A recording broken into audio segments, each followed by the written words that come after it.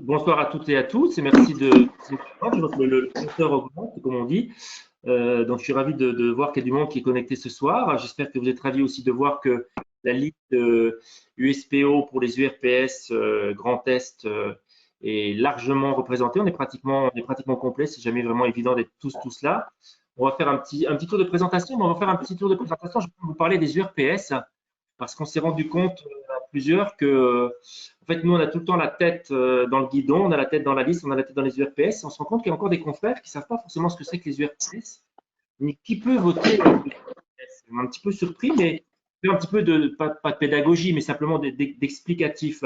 Les URPS, c'est né suite à la fameuse loi hôpital de patients santé territoire, HPST de 2009. En 2010, les URPS, pour faire très simple, ont été créés.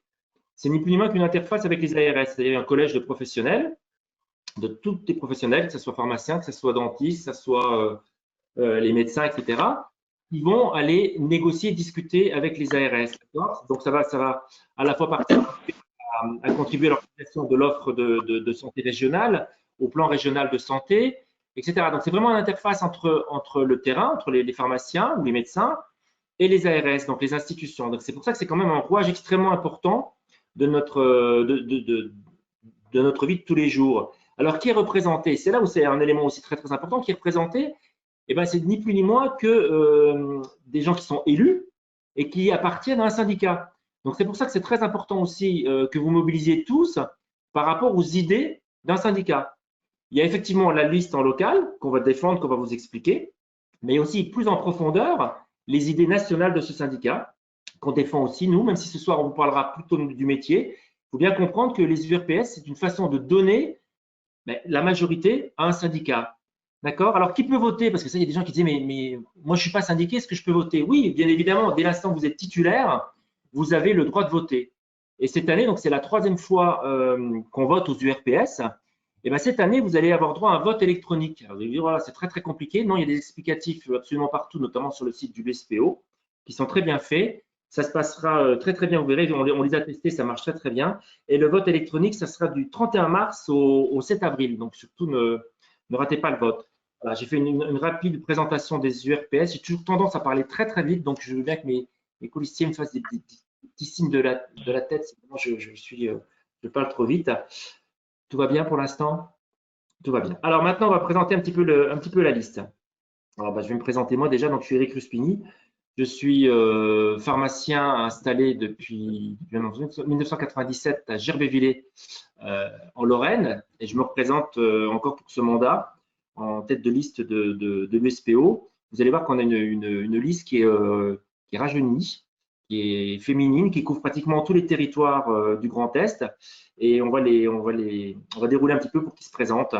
Une fois qu'ils auront fini leur présentation, je vous le dis tout de suite, on essayera d'aborder 5 thèmes qui seront nos 5 axes de travail principaux lorsqu'on sera élu.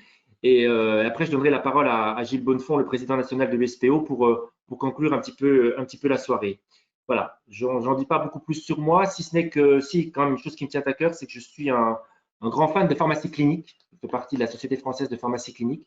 Ça, je le mets en avant, je le défends parce que je pense que notre métier passe aussi avant tout par la pharmacie clinique, donc par un autre mode d'exercice. Je vous en parlerai peut-être un petit peu tout à l'heure. Et qu'il ne faut pas avoir peur de ces nouvelles missions, parce que quelquefois on se dit mais c'est trop chronophage, ça ne va pas. Non, le but aussi des URPS, comme des sociétés savantes, comme les SFPC, c'est justement de vous simplifier ces missions, on va vous l'expliquer, et de faire que vous puissiez vous les accaparer dans votre quotidien et qu'elles soient à la fois simplifiées et plus rémunératrices. Entre nous, on peut se le dire. Alors, je passe la parole tout de suite à Delphine qui va juste faire une présentation, c'est le micro, une présentation brève, et puis après, je vous donnerai la parole plus longuement pour développer un thème. Delphine, on t'écoute. Voilà, bonsoir à toutes et à tous. Je suis Delphine Molinier, je suis installée depuis 15 ans à Épinal, dans le quartier, près du quartier de la Justice. Et je viens d'intégrer le bureau de la CPTS Vosges Centrale, qui est toute jeune et qui vient d'être créée sur nos territoires. Voilà. Très bien. Donc Delphine vous parlera un petit peu plus tout à l'heure de CPTS, parce que je sais que pour certains d'entre vous, ça peut être encore des termes un peu barbares, mais elle vous développera le thème. Guillaume Kreuter, si tu veux bien te présenter. Alors, bonjour à tous. Bon, donc moi je m'appelle Guillaume Kreuter, je suis pharmacien à Strasbourg. Alors, pour me présenter un petit peu, je travaille à l'hôpital, j'ai une formation de pharmacien hospitalier.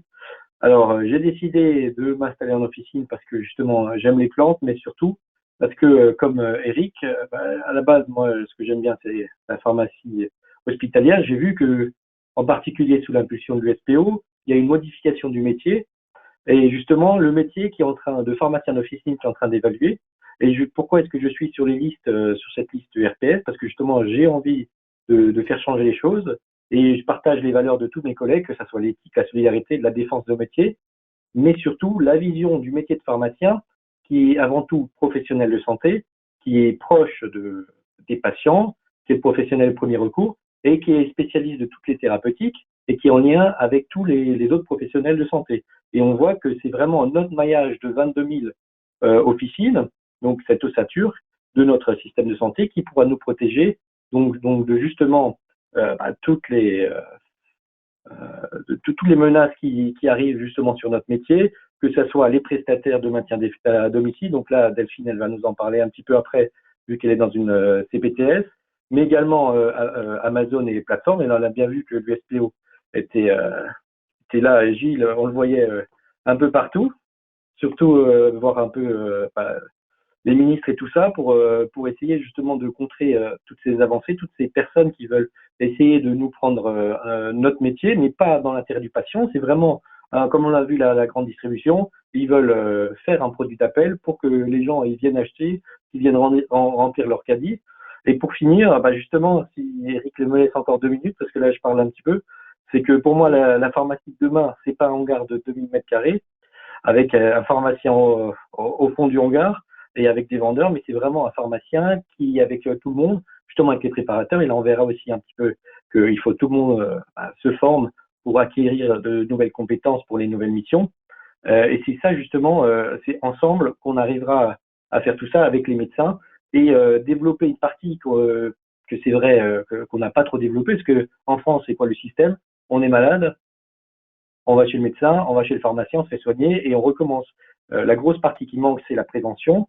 Et ça, la prévention, le dépistage, comme Eric avec la pharmacie clinique, on le voit que les pays qui ont développé ça, c'est le Canada. Et là-bas, le pharmacien, qu'est-ce qu'il peut faire? Il peut traiter 15 pathologies bénignes, faire le diagnostic et traiter, la prévention, le dépistage et tout ça. Et donc, c'est toutes ces nouvelles missions qu'on voit bien, c'est les propositions de l'USPO, mais c'est vraiment ça pour moi le cœur du métier qui sera le métier du pharmacien du 21e siècle. Alors, voilà. Si vous avez compris pourquoi vous votez pour l'SPO, Guillaume vous a tout dit, c'est-à-dire qu'une fois que vous lui donnez la parole, il ne s'arrête plus parce qu'il a plein d'idées pratico-pratiques, il sait ce qu'il veut, il sait où il veut aller, il sait où il veut vous emmener. Donc voilà, Guillaume, c'est vraiment le fer de lance de la liste. Une fois qu'on lui donne la parole, on ne peut plus l'arrêter. Bon, alors, je vais quand même laisser la parole à René-Pierre Clément pour qu'il se présente un peu plus succinctement Guillaume, parce qu'il aura la parole après. Mais Guillaume, c'est parfait, moi j'adore. Vas-y. Alors bonjour, donc pour une présentation succincte, René-Pierre Clément, je travaille en tant que pharmacien d'officine à Thionville depuis maintenant presque 20 ans. Ça fait pratiquement autant d'années que je défends les intérêts de la profession avec plaisir et passion. Et donc, je suis très heureux de contribuer à cette liste USPO parce que je défends la profession depuis de nombreuses années, que j'adhère totalement aux valeurs que Eric, Guillaume et notre président ont définies. Parfait. Alors, la parité, Nadine, c'est à toi. Présente-toi.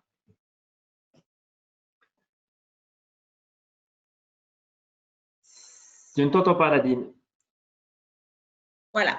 Donc, bonsoir, Nadine Apter, donc installée à Issenheim dans le Haut-Rhin depuis 1989. Donc, je me suis toujours engagée au sein de la profession pour suivre son évolution, qui, je pense, on s'oriente vers un pharmacien beaucoup plus impliqué. Donc, on pourrait avoir de l'aide des URPS, mais je me suis aussi engagée parce que les URPS actuellement sont vraiment très centrés, Nancy-centrés, quoi. on se sent un peu loin dans les territoires du sud, du Grand Est. Donc, tu veux ramener un petit peu, tu as utilisé un mot qui va très bien, c'est le mot territoire, on va y revenir aussi. Donc, toi, ton engagement, c'est aussi pour essayer de ramener un petit peu de territorialité dans cette grande machinerie, on est d'accord? C'est bien ça? Voilà. Bien résumé? Voilà. Et plus de liens entre tous les pharmaciens de la grande région. Très bien. François Monnet, si tu veux bien prendre la parole, on t'écoute. Oui, bonsoir tout le monde. Alors, je me présente, François Monnet. Je suis installé à Saint-Avold en Moselle depuis une petite douzaine d'années. Et je suis aux côtés de René Pierre, notamment à la commission paritaire locale pour défendre l'intérêt des pharmaciens en face de la sécurité sociale. Mais par ailleurs, j'ai rejoint effectivement le syndicat USPO parce que je me retrouve bien dans ses valeurs. Et pour moi, c'est un syndicat qui défend avant tout le côté pratique du pharmacien et voilà, qui essaye de nous dégager un peu de toutes les mesures qu'on reçoit qui sont de moins en moins compréhensibles. Donc voilà, l'USPO est pour moi un facilitateur et il l'a bien montré au cours de la crise du coronavirus, à mon sens. Merci François, parfait. Sophie Coyer, si tu veux bien te présenter. Je ne la vois plus, Sophie, mais où es-tu? Oui, moi je suis pharmacien installée à Reims depuis 2008 et je veux m'engager pour faire évoluer le métier, qu'on soit reconnu comme étant professionnel de santé actif et non pas simple au service des médecins. Enfin, il faut qu'on soit vraiment, qu'on passe entendre notre parole et qu'on agisse sur des nouvelles missions et qu'on soit reconnu tel quel. Tu étais très très impliqué dans les tests antigéniques, hein, si j'ai bien tout suivi. Tout à fait. Je me bats avec les tests antigéniques, c'est compliqué. Et j'ai appelé la Sécu qui a dit que voilà, ils n'avaient pas l'air d'être très au courant par rapport au PCR. Donc j'ai refait un peu les points, mais j'ai encore eu une ordonnance aujourd'hui et PCR et que j'ai fait mon test antigénique et je fais les criblages également. J'ai réussi enfin à trouver un laboratoire qui a bien voulu parce que tout est mieux que ça. Donc la réponse était PCR. Moi je fais beaucoup de tests pendant midi, le samedi. Donc je lui dis mais j'ai eu des caisses d'épargne qui ont été fermées suite à mes tests en 2 heures de temps. Voilà, donc criblage, c'était le Covid classique, mais très, très virulent sur Reims. Et à midi et à 14 heures, les agences étaient fermées. Donc Alors, oui, je me bats pour ça, je me bats sur les nouvelles missions. Voilà. On fera pas de focus spécifique sur la Covid ce soir parce que je pense que vous en avez peut-être un peu tous beaucoup parlé. Mais je suis ravi justement que tu donnes ton exemple et ton expérience là parce qu'elle prouve aussi ton dynamisme. On a pu en juger entre nous sur le WhatsApp. Et moi, ça me plaît bien d'avoir dans une équipe comme celle qu'on présente ce soir des gens dynamiques comme toi. J'en suis absolument ravi. Alors, on va repartir sur les garçons maintenant avec Frédéric Méry, si tu veux bien te présenter. Oui, je ne sais pas si on me voit parce que je dois avoir un problème technique. On ne te voit plus, Frédéric, mais c'est pas grave, on t'entend. Vas-y. Oui, Frédéric Méry. Donc, malgré mon jeune âge, j'ai 44 ans, je suis installé depuis 2003 en Haute-Marne, donc vraiment dans un petit village de 800 habitants. Je me suis engagé assez tôt aussi dans les syndicats et tout ça parce que j'aime pas rester les bras croisés. Je pense que les gens autour de moi qui me connaissent, ils savent que j'essaye de toujours d'amener la profession vers le haut et puis de participer un maximum, quoi, parce que je pense que c'est un combat de tous les jours. On le voit avec les vaccins en ce moment ou avec tout ça. Donc, je remercie en même temps Gilles Bonnefond qui nous a rejoint parce que je pense que il mène des combats qui sont quand même des fois assez durs et il faut s'investir pour que la profession puisse avancer, quoi. Voilà. Merci Frédéric. Karine, si tu veux bien, Karine Perchet, si tu veux bien te présenter à ton tour. Oui, bonjour. Donc, Karine Perchet, installée en campagne à Roland-Pont. Donc, j'ai commencé une installation en ville et j'ai fini à la campagne comme je le souhaitais. Moi, j'ai adhéré à l'USPO et c'est parce que je partage les valeurs. On a une évolution du métier qui est grande en ce moment et qui va continuer. Donc, il va falloir se défendre et mettre au point des nouvelles missions que j'espère qu'ils vont aboutir. Donc, voilà. Merci Karine. Et puis pour finir, des présents, si Sébastien Sautreau veut bien se présenter. Sébastien. Ah, on t'entend pas, Seb. Bonsoir, Sébastien Sautreau. Vous m'entendez? Oui, très bien. Oui. Donc, installé depuis 14 ans à Bar-le-Duc. Alors moi, je participe aussi comme François aux commissions paritaires depuis une dizaine d'années. Alors moi, si j'ai rejoint l'USPO, c'est pour ses valeurs, c'est pour la simplicité, la facilité qu'il nous apporte au quotidien. Et puis surtout, je crois que comme notre métier évolue, et c'est aussi pour ça que je voudrais qu'on fasse changer un petit peu l'URPS, on a besoin d'avoir un soutien au quotidien pour nous faciliter la vie, une certaine forme de proximité. Je vais juste peut-être donner un exemple. Je sais que certaines régions en France ont préparé la campagne des tests antigéniques en faisant des formations. Je crois que ça s'est fait en Île-de-France, en Rhône-Alpes, en Franche-Comté. Et ben moi, j'aurais aimé, vous voyez, qu'au mois d'octobre, fin octobre, début novembre, que tout de suite, on puisse se former au sein de notre région. Ok. Voilà. Donc, on a fait le tour un petit peu là. Donc, on va commencer avec je vous ai dit, on voit 5 thèmes.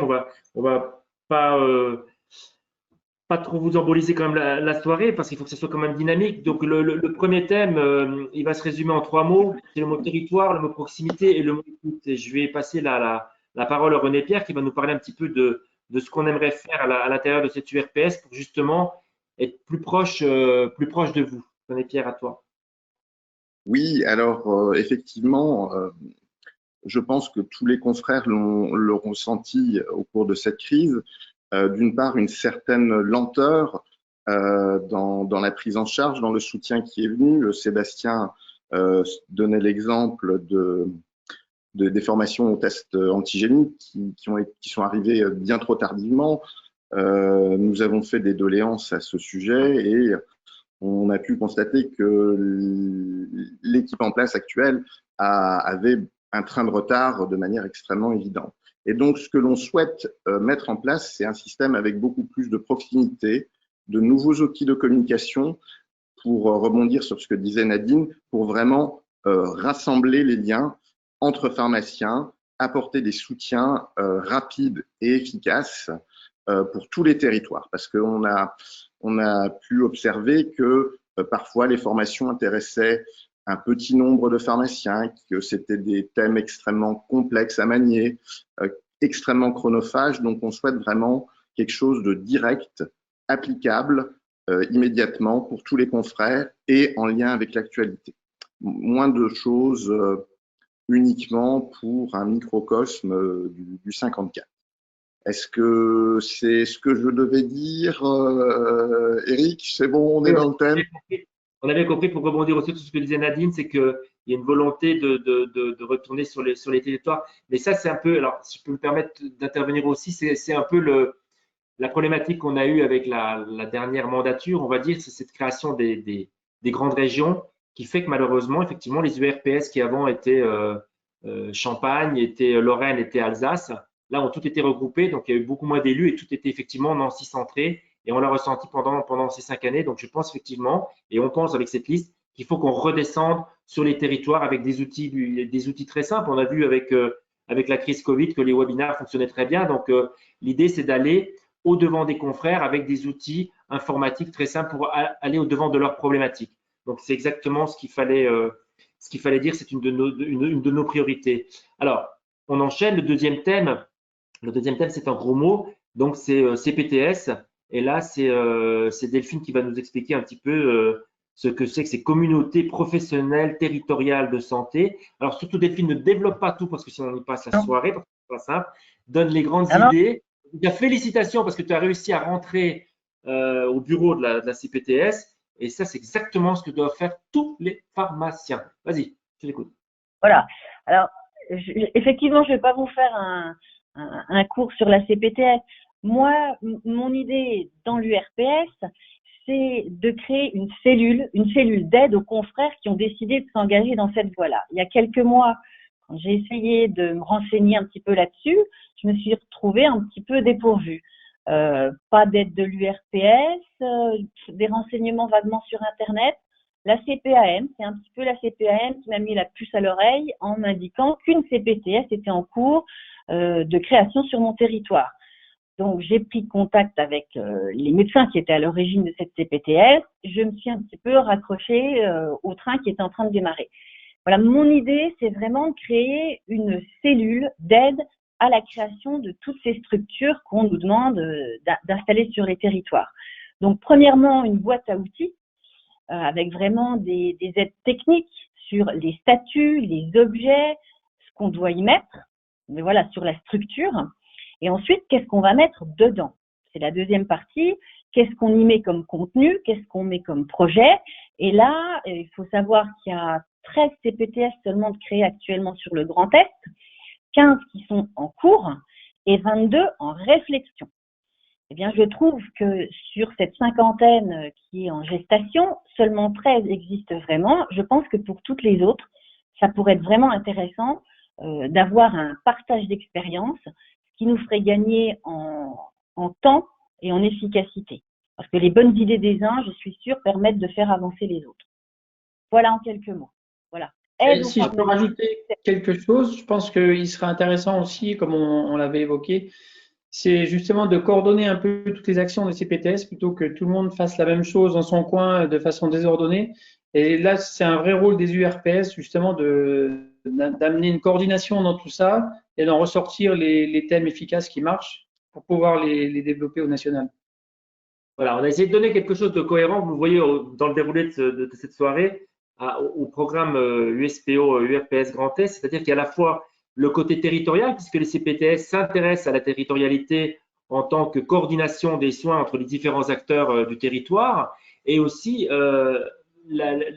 comment dire, un des schémas directeurs des URPS, c'est justement de s'occuper de ces CPTS. Donc, il faut vraiment faire du lien, pas uniquement rester à Nancy, enfin, c'est pas méchant ce que je veux dire, mais rester ARS et Nancy centré pour s'occuper des CPTS, mais vraiment retourner sur les territoires avec des boîtes à outils, comme le dit Delphine, en disant qu'est-ce que vous avez comme problématique, parce que le souci de la CPTS, c'est de dire organisez-vous comme vous voulez, on n'interviendra pas. Ça, c'est ce que dit l'ARS. Mais oui, mais si tu n'as pas une boîte à outils, que tu pars d'une page blanche, ça risque de prendre beaucoup trop de temps. Donc, c'est exactement ce que dit aussi François, c'est qu'une fois que quelque chose fonctionne quelque part, eh ben, on ne réinvente pas l'eau tiède, mais on le duplique avec une boîte à outils. Voilà, c'est ça le fil rouge.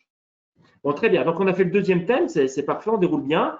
On pourrait parler aussi des maisons de santé pluripro. Je ne sais pas s'il y aura des questions, peut-être on verra avec Bénédicte après. Mais c'est dans la même idée. C'est quand il y a des maisons de santé pluriprofessionnelles, surtout pharmaciens, engagez-vous dedans et appuyez-vous sur les URPS. Les URPS doivent être en capacité de vous aider dans la réflexion de la construction d'un projet de soins pour une maison de santé comme pour une CPTS. Ça me paraît extrêmement important.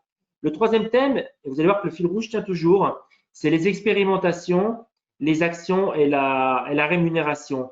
C'est-à-dire que là, moi, dans les 2 mandats précédents, on a fait pas mal d'expérimentations, que ce soit sur le diabète, sur le tabac, sur des territoires, sur des petits territoires, sur des départements.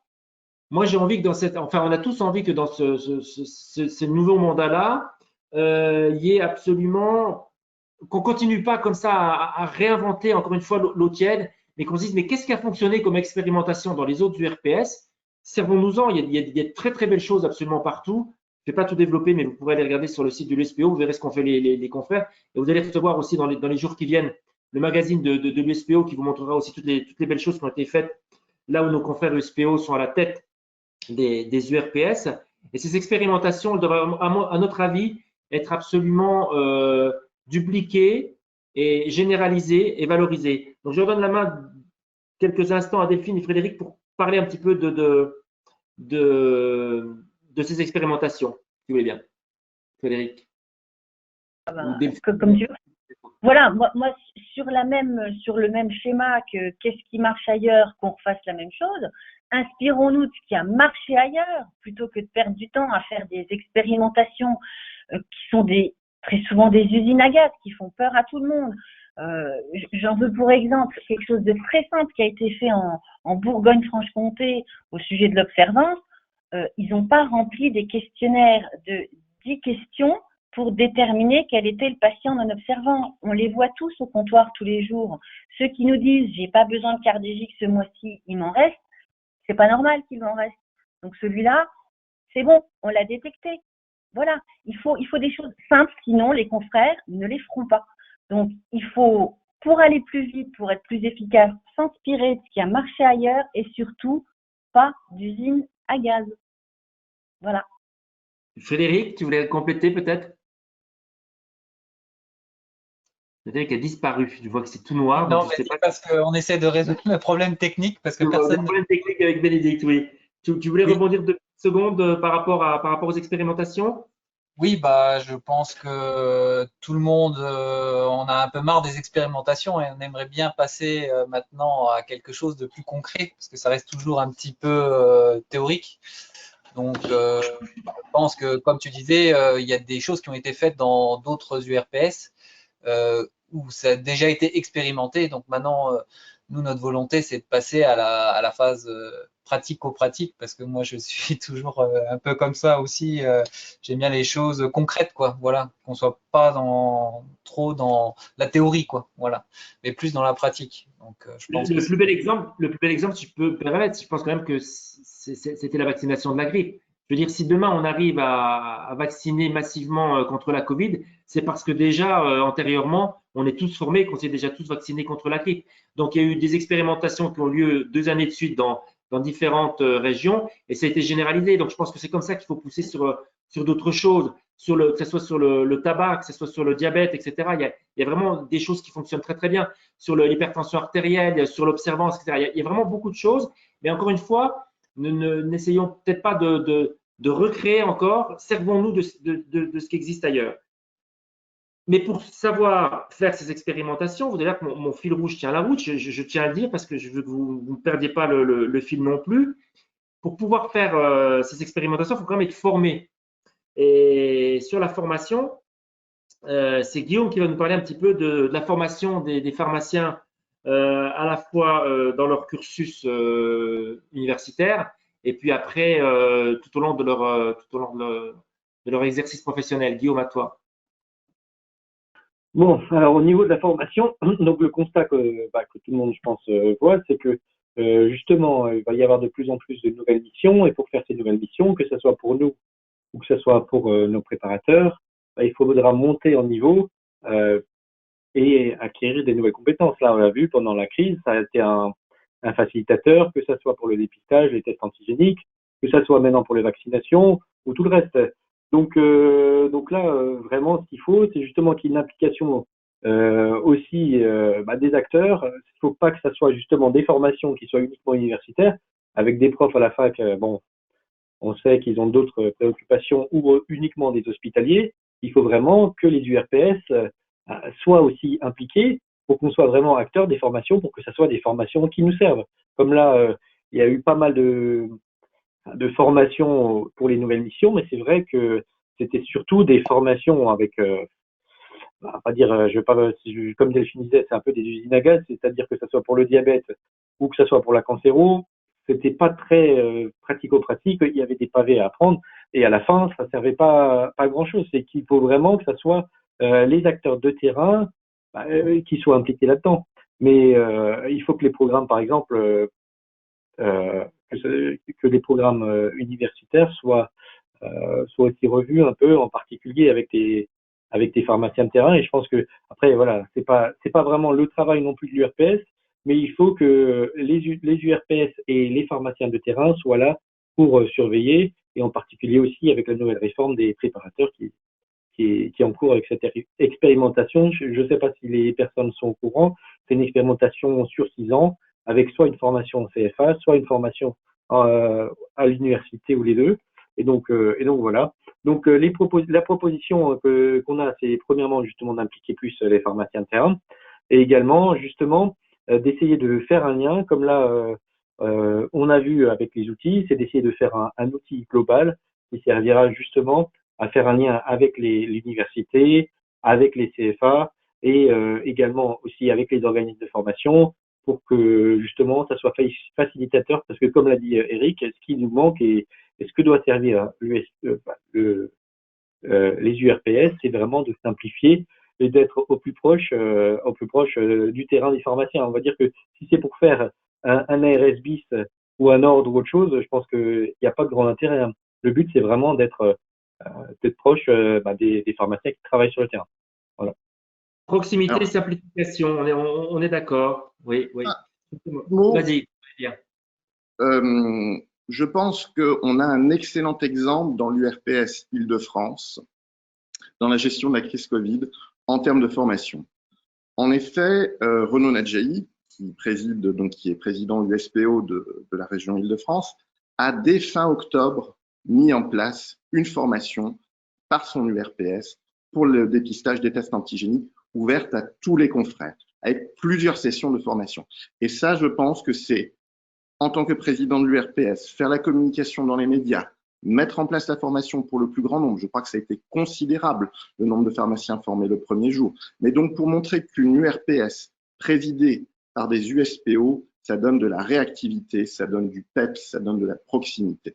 Donc, je pense que s'il y a un message qu'il faut retenir, c'est que c'est vraiment ça, l'image de marque que l'on veut donner, de la proximité, de la réactivité dans tous les domaines, y compris la formation. Bon, là, je sens que vous êtes tous convaincus. Et alors, je vais essayer de vous convaincre par le cinquième et dernier thème, parce que je vois que je suis très bien dans les temps, donc tout va bien. On va prendre un petit peu plus de temps sur celui-ci. C'est le thème de l'hospitalisation du parcours patient. Alors ça, c'est un thème qui, moi, me tient à cœur, parce que, et vous tient à tous à cœur, ça j'en suis convaincu aussi, parce que le patient, quand il rentre à l'hôpital, on ne sait pas trop comment il y rentre, on ne sait pas trop comment il y sort, on ne sait pas trop ce qui s'y passe, et on a tous connu beaucoup de soucis. Alors, je dis on, je suis une exception, puisque moi, je suis installé sur le territoire de Lunéville. Je vais la faire très courte, mais j'ai la chance de travailler avec les pharmaciens hospitaliers de Lunéville. Et on a la chance à Lunéville de faire ce qu'on appelle la conciliation médicamenteuse. C'est-à-dire qu'en clair, le patient, lorsqu'il rentre à l'hôpital, un pharmacien hospitalier nous appelle et on fait le point sur le traitement avec le pharmacien hospitalier. Lorsque le patient sort de l'hôpital, eh ben, le pharmacien hospitalier nous prévient de ce qui a été remis ou enlevé comme traitement par messagerie sécurisée, par fax, etc. C'est un véritable confort pour le pharmacien d'officine et c'est un véritable confort, un véritable outil de sécurisation du parcours patient pour le patient. Malheureusement, cette conciliation ne se fait pas partout en France, ça se développe de plus en plus. Je vous ai parlé tout à l'heure de l'SFPC. Les confrères hospitaliers développent de plus en plus de la conciliation. Il faut beaucoup de moyens, ça ne nous appartient pas, c'est les moyens des hôpitaux publics. Néanmoins, ce que je veux dire par là, c'est que même s'il n'y a pas la conciliation, néanmoins, le patient doit rester maître quand même de son parcours de soins. C'est-à-dire que ce fameux parcours de soins qui implique d'abord la ville, ensuite l'hôpital et de nouveau la ville, il doit être un continuum. C'est-à-dire que lorsque le patient rentre à l'hôpital, le patient doit être en capacité de dire « je veux que ce soit mon pharmacien d'officine, un tel qui me suive », tout comme il a son médecin référent, tout comme il a son infirmière qui va le suivre à la sortie. Donc, on est tous convaincus et tous un peu courroucés parce qu'on a tous des exemples absolument édifiants de patients qui ressortent de l'hôpital où on a des ordonnances qui ne sont absolument pas conformes. Ça, c'est pour la partie purement ordonnance. Et surtout, un détournement du matériel médical qui est absolument honteux, que ce soit le matériel, l'oxygène, que ce soit les stomies, que ce soit tout ce que vous voulez. Donc, ça, il faut absolument qu'on arrive à mettre un terme à ça. Donc là, on pèsera de tout notre poids dans la balance pour essayer de pallier à cette problématique-là. Et pour pallier à cette problématique-là, il y a deux choses. C'est d'abord être connu, à mon avis, des hospitaliers, à la fois des pharmaciens, mais aussi des médecins. Pour être connu et reconnu, il faut aussi être formé, être compétent. C'est-à-dire que si vous voulez faire de l'oxygène, si vous voulez faire des stomies hautes, il faut montrer notre niveau de compétence. Et je reviens toujours sur mon fil rouge. Tout à l'heure, on vous a parlé de formation. C'est une des priorités aussi de l'URPS, de former les gens. Donc, si vous avez des gens qui sont formés, ils sont en capacité de répondre à une problématique médicale, ils sont en capacité de faire réellement une prise en soin. J'aime bien parler de prise en soin et pas de prise en charge, moi. Une prise en soin du patient de A à Z. Et là, à ce moment-là, vous pourrez récupérer, je vais être trivial, mais vous allez pouvoir récupérer du business parce que vous êtes bon. Si vous n'êtes pas bon, vous ne pouvez pas en récupérer. Il n'y a pas qu'une notion d'occuper les couloirs et de passer l'ordonnance à l'infirmière. Non, il faut se faire connaître, il faut se faire reconnaître. Je vous promets que ça marche. Je ne vais pas parler que de moi. Je vous promets que sur le territoire de Lunéville, quand vous commencez à connaître les gens, quand vous commencez à être reconnu, on fait confiance et après, ça passe beaucoup plus facilement. Alors, comme je vous ai dit que c'était un sujet qui était un petit peu épidermique, je vais passer la la parole à François parce que je pense qu'il peut vous en parler aussi de son côté. Je crois qu'il y a Delphine et Guillaume qui veulent intervenir un peu sur le même sujet, mais c'est vraiment un sujet un peu touchy. Donc, allez-y. François, en premier, si tu veux bien parler d'une façon qu'on a trouvé Oui, mais je éventuellement. crois que moi je partage, je pense, la même expérience que tout le monde, c'est-à-dire qu'on se fait voler, il n'y a pas d'autre mot, les prescriptions de sortie d'hôpital. Et donc, je crois qu'il y a les URPS de PACA qui ont fait un système qui est très bien et tout simple. C'est simplement de mettre en place la distribution des adresses mail de toutes les pharmacies, des adresses sécurisées au niveau des services hospitaliers. Et ça facilite déjà la, la sortie d'hôpital avec les hospitaliers qui n'ont plus qu'à cliquer sur un mail et envoyer toutes les ordonnances au pharmacien qui aura choisi le patient et non pas un prestataire voilà, qui traîne dans les couloirs, etc. C'est la même chose. Moi, je suis installé à 500 mètres de l'hôpital et les urgences, on n'a plus de matériel d'orthopédie, tout est posé sur place et dans des conditions lamentables. Parce que quand les gens viennent chercher les médicaments et on voit la tête de Zimmer qui est posée à l'envers ou la tête de poignet aussi à l'envers, franchement, voilà, c'est pas pour le bien du patient que c'est fait. Et je pense que, mais comme tu le dis, je pense que c'est très important d'être par contre formé pour être reconnu. Que voilà, faut pas juste prendre l'ordonnance et puis et faire du business, mais faire n'importe quoi. Et je pense que voilà, le niveau de compétence du pharmacien, il doit être reconnu et c'est à nous aussi de montrer qu'on fait du bon boulot quand on le fait. Delphine? Oui, bah, ce constat que vous faites, là, on l'a tous fait. Maintenant, on ne peut pas rester à cette étape constat. Donc, il va vraiment falloir passer à l'action. Donc, je pense que l'URPS a tout son rôle à jouer pour affirmer notre rôle de professionnels de santé, contrairement aux prestataires qui, je vous le rappelle, ne sont pas des professionnels de santé. Donc, il va falloir se battre à petite et à grande échelle. Quand je dis petite échelle, je pense au CPTS pour commencer, d'où l'intérêt de travailler en réseau interprofessionnel.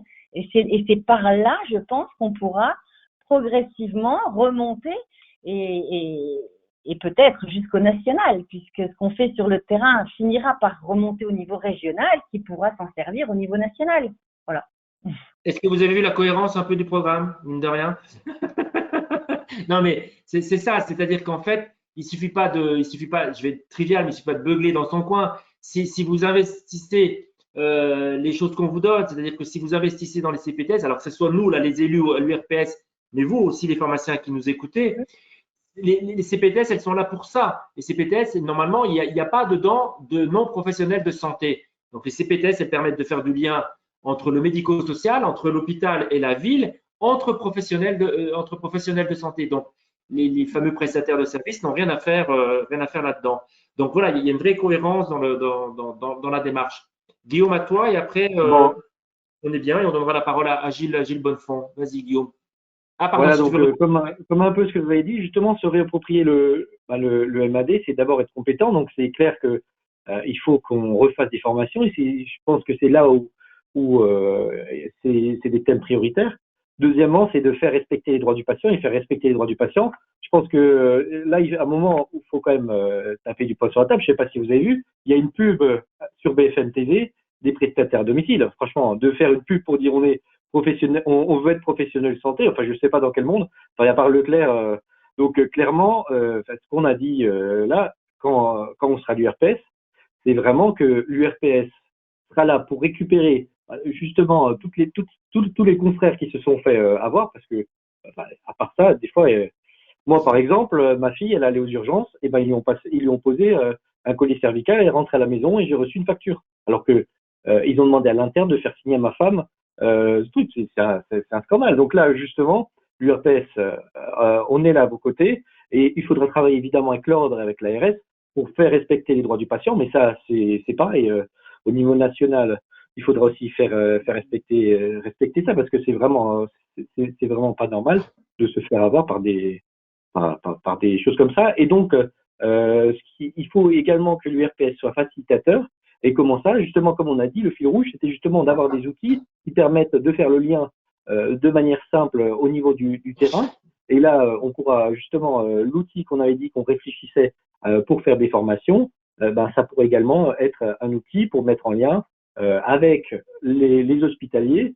C'est ce qu'ils ont fait Nora, ou ils l'ont fait dans d'autres régions. Et c'est vraiment, je pense qu'il faut que les outils informatiques soient au service du pharmacien, comme le LGO. Et ben là, au niveau du l'URPS, il faut qu'on ait un outil qui permette de faire le lien avec les ARS, avec l'ordre, avec le terrain, mais également avec les autres, les CPTS, pourquoi pas, et qu'on parle tous le même langage et que ça soit facilitateur. Donc voilà, c'est le genre de petits outils qui peuvent permettre de vraiment nous faciliter la vie. Merci beaucoup, Guillaume. René-Pierre, vous voulez encore intervenir? Oui, je pense que l'on doit un discours de vérité à tous nos confrères. En effet, on cite le thème du matériel médical ou le thème de la formation. Je pense que l'USPO, et donc la bannière que nous représentons, est le seul syndicat véritablement indépendant. Indépendant puisque nous n'hébergeons pas dans nos locaux un syndicat également de prestataires de soins à domicile. Donc nous sommes les seuls à défendre véritablement, sincèrement la profession. Il n'y a pas de conflit d'intérêts. Et on le voit également, on en a l'illustration la plus parfaite, dans le thème également de la formation. Nous ne faisons pas plein de choses, nous ne sommes pas un syndicat de service, donc nous sommes un syndicat qui est là pour défendre les intérêts des pharmaciens. On n'a pas à dire oui aux médecins pour telle ou telle problématique, sur la réalisation des tests, la subrogation d'autres choses. Et donc, je pense qu'il faut que l'on comprenne tous qu'il y a bien entendu la mise en œuvre d'un programme local dans ces élections, mais il y a également un enjeu national. Si chacun d'entre nous croit aux idées que nous avons développées maintenant, il faut les défendre localement. Et en les défendant localement, on pourra avoir également les coups des franches pour faire passer ces idées au niveau national. Voilà. Écoute, je ne peux pas faire une meilleure conclusion. Je vois que Gilles Bonnefond boit du petit lait. Je le connais suffisamment pour voir son sourire qui va jusque derrière les oreilles. Donc, Gilles, ne me fais pas trop de politique, si tu veux bien. Je veux bien que tu prennes un petit peu quelques idées comme ça. Tu as bien compris qu'on était très déterminés dans le Grand Est. Tu as compris que notre schéma directeur et notre programme tient la route, qu'il est pragmatique, qu'il est simple, c'est pas une usine à gaz, qu'on veut des choses pratico-pratiques, parce que ça, je crois qu'il y en a quelques-uns qui l'ont dit et qui vont sur le terrain. Je te laisse quand même la parole en tant que président national pour nous parler quand même un petit peu des enjeux de cette élection. À toi. D'abord, merci. Moi, ce que je voudrais dire à tous les pharmaciens, les pharmaciennes du Grand Est, c'est qu'ils ont de la chance. Que quand on voit votre équipe, quand on voit le dynamisme, quand on voit les convictions, quand on voit que tout ça est parfaitement sincère et que vous investissez parce que vous avez envie de faire évoluer le métier, pas par calcul, pas pour avoir des postes, mais ça se ressent à travers toutes vos interventions. Et là, c'est une grande chance pour l'ensemble des électeurs du Grand Est de vous avoir, parce qu'ils peuvent vous faire confiance. Et moi, je vous connais et je sais pourquoi vous êtes là et pourquoi vous vous investissez. Faire avancer ce métier, de faire avancer le plus vite possible et en faire bénéficier tous les pharmaciens de votre région. Alors, très rapidement, bien sûr, vous savez, quand on est un syndicat, il y a différentes façons de faire du syndicalisme. Le syndicalisme, on fait des promesses tous les 5 ans, juste au moment des élections, et après, on ne voit plus rien. Et d'autres syndicats qui font ça en tenant leur engagement. Nous, on avait pris des engagements en vous consultant tout, en disant il faut réformer le mode de rémunération et le métier de pharmacien. Une fois qu'on a dit ça, il faut le faire. Une fois qu'on commence à le faire, il faut le réussir. Alors, là aussi de la cohérence, on avait 2 piliers. D'abord, le modèle économique. Changer de modèle économique, se sortir des volumes et des prix. Les prix, tous les ans, chaque fois qu'il y a des baisses de prix, eh bien, on en payait 25%. Là, maintenant, on est à moins de 10%. Donc, on s'est protégé des baisses de prix en passant d'une marge commerciale à un honoraire lié à l'acte de dispensation, avec différents paramètres, l'âge, qui relève de l'acte de dispensation lui-même, et puis les médicaments spécifiques. Et là, c'était très difficile parce qu'il fallait trouver l'équilibre entre toutes les pharmacies, pour qu'aucune pharmacie ne soit perdante. Donc, pour qu'aucune pharmacie ne soit perdante, il fallait d'abord mettre de l'argent, et on en a mis. On a réussi à obtenir au départ plus de 300 millions, qui se transforment aujourd'hui en plus de 400 millions. Et ensuite, d'avoir des filets de sécurité permettant de dire que si une pharmacie perdait, il fallait qu'elle soit compensée. C'est ce qu'on a fait. Et donc, une réforme économique réussie, et c'est pas nous qui le disons, hein, ce sont les comptables, Ils disent, heureusement que vous avez fait ça avant l'année 2020, sinon on aurait perdu 10% des officines avec l'ancien mode de rémunération. Et ça suffit pas. C'est très important. C'est l'épreuve, en gros, c'est l'épreuve de vérité. Vous vous engagez. Si vous réussissez la mutation du modèle économique, eh bien, voilà, les pharmaciens apprécieront. Et il suffit d'ailleurs de regarder sur les statistiques d'IQVIA, d'aller voir le modèle économique de votre pharmacie et voir à travers juste un petit feedback combien vous avez gagné grâce à l'avenant numéro 11. Osfarm dit la même chose. Les comptables disent la même chose, les logiciels qui font les simulations disent la même chose. Voilà, les chiffres sont pas bidons, ils sont bien réels, et heureusement, et tant mieux pour toute la profession. Et puis l'autre volet, pour mettre de la cohérence, c'était l'évolution du métier, donc le développement des nouvelles missions. Et le développement des nouvelles missions, c'est quoi? C'est bien sûr l'accompagnement des patients, le bon usage du médicament, le suivi thérapeutique, et après, bien sûr, prévention, dépistage, élargissement des compétences du pharmacien, préparation des doses administrées, dispensation à domicile. Donc, élargir les compétences là où on a la possibilité d'intervenir et d'apporter un service supplémentaire à l'organisation du système de soins sur le territoire. Et vous avez vu que maintenant, on a mis un sacré coup d'accélérateur.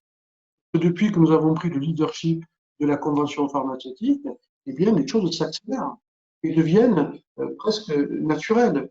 Les tests antigéniques, les trop d'angines, la vaccination Covid maintenant. Vous avez vu le combat qu'il a fallu mener et le combat qu'il faut mener encore aujourd'hui parce que les médecins n'ont pas du tout apprécié, mais on s'en fout. Nous, on sait qu'on est efficace et que chaque fois qu'on prend une mission, on l'a fait et c'est bien ce qui fait peur aux autres. On a vu sur les tests antigéniques, il y a 80% des tests antigéniques réalisés par les pharmaciens et ils le font bien et ils sont efficaces. Et comme tu le disais, eh bien, quand on dépiste quelqu'un de positif, immédiatement, on lui explique l'isolement et on réagit de suite. C'est pas un SMS qui arrive à 10 heures du soir en disant vous êtes positif, vous êtes négatif. Nous, on s'investit devant un patient pour lui expliquer les conséquences de ce résultat du test antigénique. Et c'est comme ça qu'on casse les chaînes de contamination de façon efficace. Donc globalement, des engagements de l'USPO, c'est ça, un syndicat. On prend des engagements et puis on fait le bilan. Et quand on fait le bilan des engagements, eh bien, on a coché énormément de cases parce que, voilà, on est là que pour faire ce travail, c'est-à-dire de faire progresser la profession. On n'est pas sur des calculs politiques, n'ont aucun intérêt. Donc, un bilan positif et vous avez vu également l'USPO dans sa façon de faire du syndicalisme. Quand vous êtes retrouvés tous, qu'on s'est tous retrouvés confrontés au mois de mars l'année dernière sur une crise sans précédent inconnue, l'USPO a immédiatement mis tous ses moyens au service de tous les pharmaciens. On n'a pas calculé, quelle que soit l'appartenance syndicale. On a essayé d'aider tous les pharmaciens pour surmonter cette crise, s'organiser dans son entreprise, expliquer à son équipe comment il fallait faire pour tous les défis qui se présentaient devant nous. Pas des défis de distribution de masques, mais également l'accompagnement des patients avec la continuité des soins, le renouvellement des ordonnances. On a revendiqué en allant jusqu'au TSO, traitement suivi des patients, en allant jusqu'au antibiotiques, en allant jusqu'à tous les traitements chroniques, et on l'a fait très bien. Et moi, je suis très fier de cette profession parce que quand on confie des choses aussi importantes et que la profession est capable de s'organiser, de réagir et de le faire comme ça, eh bien, ça donne envie de faire encore plus de syndicalisme et d'aller encore plus loin pour soutenir cette profession et notre profession et notre diplôme. Et ça redonne de l'attractivité aux jeunes. Les jeunes étudiants nous disent la filière officine reprend de la vigueur à la fin. Parce que faire du suivi thérapeutique, faire de la conciliation médicamenteuse, discuter avec nos confrères, échanger avec l'hôpital, avec nos confrères hospitaliers, voilà, faire des cercles de qualité, mais oui, ça devient un métier attractif. Voilà, on n'est pas des pousseurs de boîte. Mais il faut parfois être capable de se bagarrer, de tenir bon.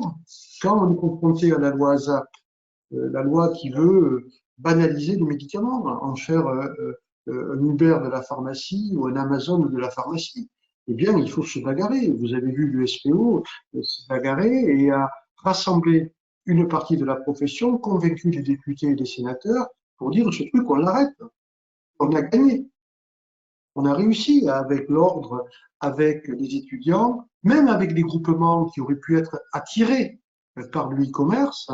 Eh bien, on a fait tous un front uni pour lutter contre ça. La fédération était un petit peu plus ambiguë, parce qu'elle avait fait avec son réseau pharma un système de groupement d'achat et elle voulait faire développer du click and collect. Bon, ben, c'était extrêmement maladroit et extrêmement dangereux. Quand il a fallu se bagarrer pour obtenir la vaccination Covid, vous avez vu en début d'année, quand on a souhaité, je dirais, nos meilleurs vœux à toute la population, c'était pendant 10 jours, on a vu tous les représentants de l'USPO sur tous les plateaux télé, radio, etc., pour dire mais pourquoi on ne nous autorise pas à vacciner contre la Covid? Et nous, on était très clairs. C'était l'acte de vaccination. Et pas aller faire de la logistique dans les centres de vaccination pour apporter le vaccin. C'était pas pour, comme certains l'ont dit, juste faire peut-être le renouvellement, la seconde injection, mais pas la première, quand même, il ne faut pas exagérer. Non, non, il faut avoir de l'ambition pour sa profession. Et il faut dire, on est capable de faire ça, on apportera le service que l'on peut faire, on ne fera pas tout, mais on peut contribuer à aider la population à être vaccinée le plus vite possible. Je ne développerai pas tout ce que vous avez dit, le lien ville-hôpital, tout ce qui est prévention, dépistage, mais j'insisterai sur un point. Un des axes d'évolution de la rémunération, c'est d'aller sur les interventions pharmaceutiques. Nous, on a commencé avec la dispensation adaptée. On a mis le pied dans la porte en faisant inscrire dans la convention pharmaceutique la première intervention pharmaceutique. Et maintenant, on va s'appuyer sur tous les travaux depuis 15 ans de la Société de pharmacie clinique, où Eric est extrêmement actif, pour dire maintenant, vous voyez, il y a d'autres interventions. Quand on passe un quart d'heure, parce qu'il faut vérifier une prescription qui ne vous paraît pas conforme, parce que tout d'un coup, le médecin généraliste rajoute le furosémide alors que le mois précédent, l'hôpital l'a enlevé, qui a raison? C'est une erreur du médecin généraliste, c'est que la situation a évolué, ou est-ce que c'est tout simplement volontaire? Mais vous y passez un quart d'heure et vous faites votre boulot. Et ça, c'est le travail du pharmacien. Quand il y a un changement de dosage, qu'est-ce qui s'est passé? Pourquoi? Intervention pharmaceutique. Et tout ça peut conduire derrière à des cercles de qualité, avec des échanges de médecins, pharmaciens, hôpitaux. Et c'est comme ça qu'on fait de l'émulation intéressante pour les métiers de pharmacien et qu'on le rend attractif. Le dernier point, c'est les valeurs de l'USPO. Donc vous avez vu que pendant la crise, on ne s'est pas posé de questions, c'est solidarité, confraternité. On a aidé tout le monde. On a mis tous les moyens de l'USPO à la disposition de tous les pharmaciens. Les webinaires du dimanche, les foires en question, les circulaires, les points d'info, envoyés à tout le monde. Nous, on ne fait pas des webinaires juste à un mois des élections, et on en fera après les élections, comme on l'a fait dimanche pour la vaccination. Donc voilà, un syndicat au service des pharmaciens, pour aider les pharmaciens, pour faire en sorte que la profession continue de progresser et de relever les défis. Et puis, les valeurs fondamentales pour nous. Nous, on est pour le monopole pharmaceutique. Quand il faut se bagarrer pour le monopole, vous nous trouverez toujours très actifs, à aller manifester devant le ministère de l'économie, à faire ce qu'il faut faire pour renverser une tendance que certains qualifiaient d'inéluctable. Oui, le maillage territorial est quelque chose d'important. Et puis, on doit avoir un renforcement de ce maillage, y compris quand les médecins quittent le territoire. Et donc, quand ils quittent le territoire, eh bien, on doit renforcer le rôle du pharmacien. Il devient le centre de santé de proximité et on doit lui déléguer des missions pour maintenir cette pharmacie qui travaille avec un médecin à distance, mais pas être condamné à disparaître parce que le médecin est parti. Et dans cet axe, il y a tout ce qui est le premier recours. Aujourd'hui, un patient vient vous voir pour une angine, pour une gastro, pour un problème dermato, eh bien, il faut que ce soit un parcours de soins. On doit aller encore plus loin. Automédecine. pour les cystites, sur les douleurs dentaires, quelqu'un qui vient avec un aptier, ben oui, un protocole pour pouvoir le prendre en charge et avec un antibiotique et avec un antidouleur du niveau où justement il a mal et pas juste un paracétamol. Et puis toute une série de points comme ça, parcours de soins, pas parcours de consommation. Et bien que toute la stratégie de l'USPO, c'est de s'éloigner de cette image qui avait tendance à prendre le dessus, hyper commerciale, avec des pharmacies de 1200 mètres carrés, le nouveau modèle économique de la pharmacie. Ben non, pas forcément ça. Il peut y avoir ça à certains endroits, mais c'est pas le nouveau modèle. Le nouveau modèle, c'est un pharmacien, un professionnel de santé qui accompagne le patient. Et puis le dernier point, c'est contre l'ouverture du capital. Et là, on ne transige pas, parce qu'on sait que si ça s'ouvre, tous les autres piliers se cassent la figure. Et nous, là, on a été très étonnés de voir que la FSPF s'associait à ce qui restait de l'UNEPF, qui a été favorable à l'ouverture du capital, et qui le défend encore, en tout cas pour ceux qui sont restés à l'UNEPF. Ils sont toujours sur cette ligne de conduite. Alors que un certain nombre d'adhérents de l'UNEPF sont devenus adhérents de l'USPO parce qu'on partageait les mêmes valeurs. Et donc, ils militent à l'USPO et ils travaillent avec l'USPO depuis très longtemps. Ils contribuent à la réflexion et au travail de l'USPO. Et ça, on l'a fait il y a 4 ans, 5 ans. Là, quand je vois la Fédé s'associer à l'ancien syndicat qui n'existe quasiment plus, qui lui redonne un porte-voix pour défendre l'ouverture du capital, alors qu'il a été sanctionné à l'époque parce que justement les pharmaciens n'en voulaient pas. Tout d'abord cette alliance contre nature, donc c'est une alliance purement tactique, purement électoraliste, et franchement, c'est redonner un petit peu de crédit à ceux qui souhaitent l'ouverture du capital. Eh bien, à l'USPO, nous y sommes totalement opposés. J'ai pas envie qu'on devienne des biologistes. Quand je vois comment ils se comportent aujourd'hui par rapport à leurs confrères pharmaciens, j'ai pas envie que l'on devienne dépendant de couple financier et autre chose que l'intérêt de la santé publique.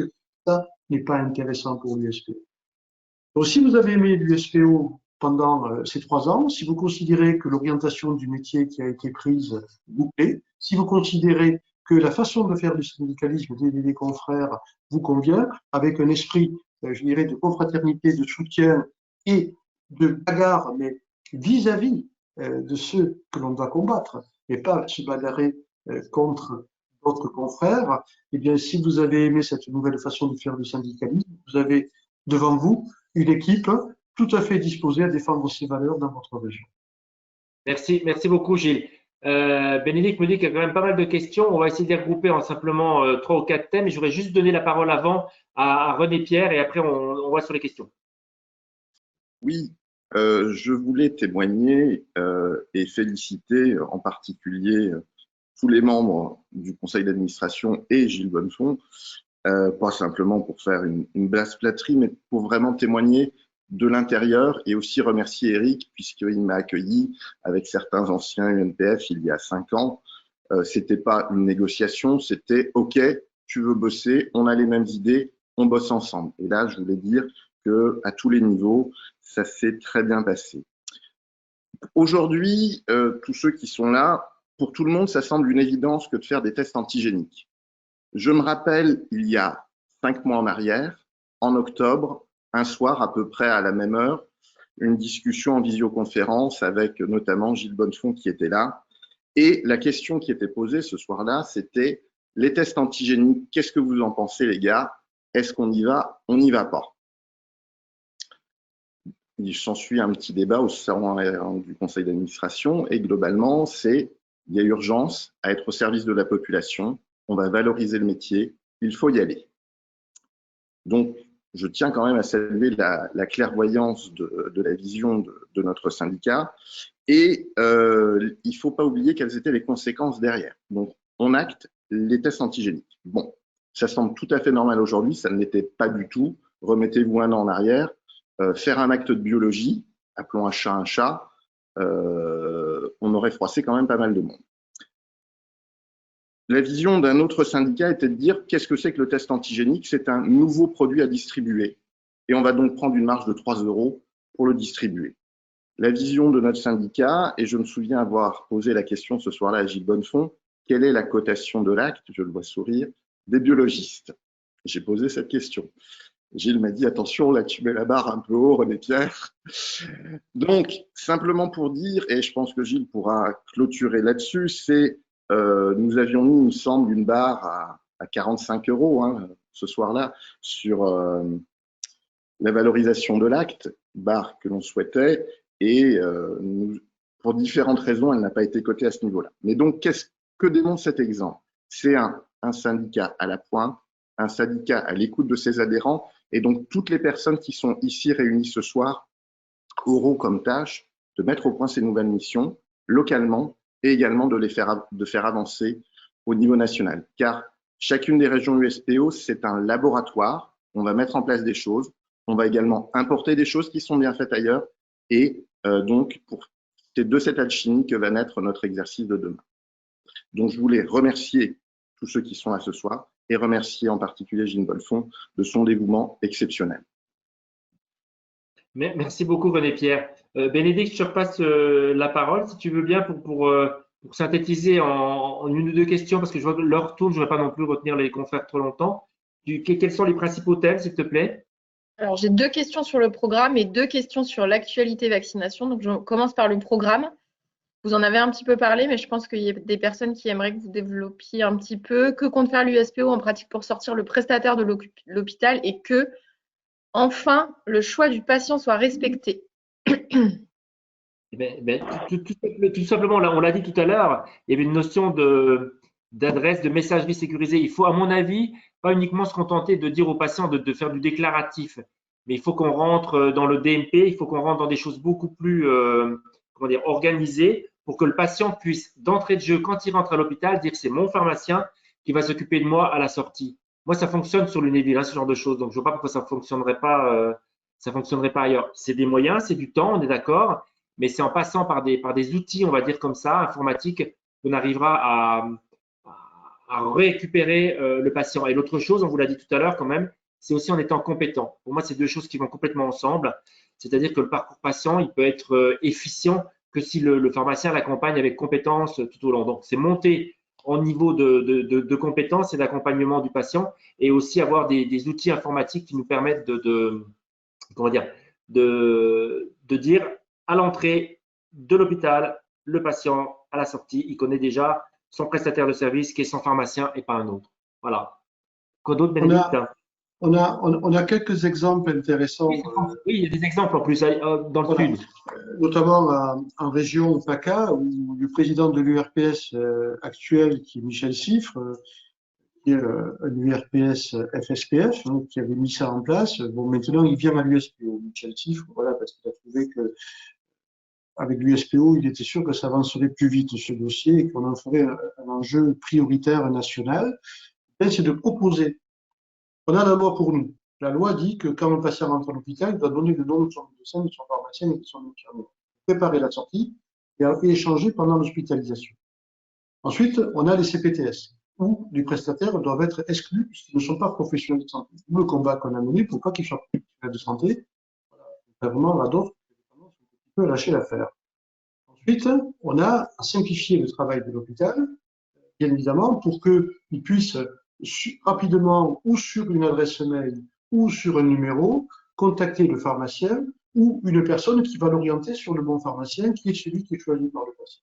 Et après, ce que disait Eric, la compétence, c'est-à-dire, ben oui, de proposer des services. Et si c'est une prestation qui nécessite du 24 heures sur 24, eh bien, il faut mutualiser une surveillance du matériel qui est fourni pour tous les pharmaciens pour répondre aux critères de surveillance 24 heures sur 24. Et puis, pour nous, c'est pas que le lit, hein, c'est pas que le déambulateur ou l'orthopédie, c'est la pompe à insuline, c'est la perfusion, c'est l'appareil à pression positive continue. On n'a aucune raison d'être exclu de ce type de matériel. Si on veut suivre nos patients qui vont devenir de plus en plus complexes et de plus en plus équipés, eh bien, il faut qu'on soit compétents sur l'équipement. Il n'y a aucune raison, parce que, voilà, je pense qu'on aura une réponse beaucoup plus homogène que parfois ce que l'on retrouve chez les prestataires. Donc, voilà, c'est le combat prioritaire de l'USPO pour les 5 prochaines années. Et je peux vous dire qu'on a déjà gagné le combat pour ne pas qu'il soit professionnel de santé. On va continuer à le maintenir. Et avec les CPTS, on va faire du concret parce que la CPTS, c'est le lien ville-hôpital. Et ce lien ville-hôpital peut aller du sens de la ville vers l'hôpital, mais également de l'hôpital vers la ville et de la cohérence parce que c'est le patient qui décide et c'est pas le prestataire qui va décider. Le prestataire n'a pas à appliquer les ordonnances ou à les rédiger à la place de l'hôpital. Donc voilà, on a un beau combat à mener, mais le rapport IGAS, quand même, il fait 300 pages. Moi, j'aurais honte d'avoir une profession qui a eu un rapport aussi catastrophique contre les prestataires. Et maintenant, y compris les fabricants, ils trouvent que les prestataires ont pris trop de place. Et y compris les hôpitaux commencent à regarder les prestataires d'un drôle d'air parce que, voilà, ils vont un petit peu trop loin. Et je pense c'est le bon moment pour récupérer toute notre place sur le matériel médical et sur le maintien à domicile sans aucun problème. Voilà, Bénédicte, tu as bien compris que les prestataires et l'hôpital étaient vraiment nos chevaux de bataille. Une autre question, Bénédicte, s'il te plaît. Alors, la deuxième question, mais Gilles y a répondu, c'était sur la possibilité pour les prestataires de rentrer dans une CPTS. Voilà. Il est très fort pour ça. Il n'y a pas de possibilité. Les CPTS, c'est pas fait pour les non-professionnels de santé. Alors, il y a des prestataires qui essayent, effectivement. C'est pour ça que, par exemple, Delphine s'est battue comme un beau diable pour réussir à contrer ce genre de choses et c'est pas simple. C'est pour ça qu'encore une fois, on vous dit vos élus URPS vous aideront avec des outils, vous aideront à combattre ce genre de choses. Mais on n'est que 12 pour la grande région. Donc, on sera là aussi pour vous dire, attendez, là, on vous donne des outils et des boîtes à outils, mais pour que vous investissiez aussi. Il est évident qu'on ne pourra pas tout faire. On peut vous donner des clés, vous donner des idées, vous donner les boîtes à outils, et après, il faut s'en servir de ces boîtes à outils. Donc, tout ça pour vous dire que les URPS peuvent beaucoup de choses, mais ne peuvent pas tout. Voilà. Vas-y, Bénédicte. Eric, si je peux intervenir. Moi, je pense qu'à l'URPS, justement, là, vous voyez avec l'équipe qu'on a, on va essayer de secouer un peu le cocotier. C'est-à-dire que dans ce genre de cas, il faut que l'URPS travaille avec les ordres, avec l'ARS pour bouger tout ça. Mais il faut que l'ordre des pharmaciens aussi et tous les ordres s'investissent. Et ça, on va essayer de faire le maximum pour qu'on soit ensemble. Parce que c'est globalement, si on est tous ensemble, qu'on arrivera à faire bouger les choses. Très bien, Guillaume. Merci. Bénédicte, parce que je vois l'heure qui tourne, donc je ne vais pas trop… voilà. Vas-y, Bénédicte. Après, les questions, c'est sur la vaccination plutôt. Donc, que pensez-vous de la nouvelle pas de vaccin à Z pour les MG semaine prochaine? On en a un tout petit peu parlé en début de réunion. Oui, vous allez voir demain, hein, il va y avoir un petit peu. Alors, on a fait calme. On a un petit peu calmé l'esprit du midi. Hein, on a apaisé un petit peu. Ça sert à rien. Mais c'est une polémique de revanche, une vengeance de la part des médecins. En fin de compte, ils n'ont toujours pas digéré. Ils croyaient avoir gagné la partie en nous empêchant de vacciner. Sauf que, voilà, au bout d'un moment, ça a lâché parce que d'abord, ils ont montré qu'ils n'étaient pas capables de vacciner tous les patients et qu'ils ne pourraient pas le faire, bien évidemment. Donc, voilà, là, le DGS est assez maladroit entre nous. Moi, j'ai été destinataire de ce DGS samedi soir. Et quand je l'ai lu, je dis bon, ils vont pas aimer les toubibs, quoi. On explique aux toubibs qu'il n'y a que les pharmaciens qui vont être livrés cette semaine et eux, zéro. Bon, c'est sûr que si tu veux les agacer, c'est pas mieux. Bon, mais maintenant, la vérité. Les médecins ont reçu en 2 semaines 850 000 doses. Ils en ont injecté à peu près 300 000 à vendredi dernier. Donc, ça veut dire qu'ils ont fait des écureuils. Donc, ils ont capté des doses et pour l'instant, ils les gardent bien au frais, au prix. Cette semaine, ils vont recevoir 750 000 doses. Ça veut dire qu'ils auront un potentiel en fin de semaine d'environ 1 million de doses. Quand ils en injectent 200 000 par semaine, il y a de la marge. Ils vont être en rupture.